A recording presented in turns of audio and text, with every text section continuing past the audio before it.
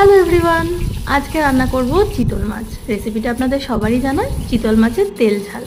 চিতল মাছটাকে নুন, হলুদ আর সর্ষের তেল দিয়ে লাল লাল করে ভেজে তুলে রাখলাম। আর ফোড়নে দিয়ে দিলাম জিরে, তেজপাতা আর শুকনো লঙ্কা। তারপরে একটা পেঁয়াজকে কুচি কুচি করে কেটে নিয়ে লাল লাল করে ভেজে নিচ্ছি। অন্যদিকে মিক্সিতে পেঁয়াজ, পোস্ত, আদা আর টমেটোটাকে ভালো করে মিহি করে পেস্ট করে নিলাম। এবার পেঁয়াজের মধ্যে দিয়ে দিলাম, ভালো করে নাড়াচাড়া করে নেব যতক্ষণ না তেলটা ওপরে আসছে। তারপরে জিরে, লঙ্কার গুঁড়ো, নুন আর হলুদ দিয়ে ভালো করে কষিয়ে নেব। কষাতে কষাতে যখন তেলটা ছেড়ে আসবে তখন ভাজা মাছগুলোকে দিয়ে দেবো এক এক করে। মাছটাকে একটু লাল লাল করে ভাজতে হবে। আমি একটু লাল লাল করে ভেজেছি, আপনারা চাইলে হালকা করে ভাজতে পারেন। মাছের সাথে মশলাগুলোকে ভালো করে মিশিয়ে দিলাম। তারপর পরিমাণ মতো জল দিয়ে গ্রেভিটাকে বানিয়ে নিলাম। তারপর ওপর থেকে গরম মশলা দিয়ে নামিয়ে নিলাম।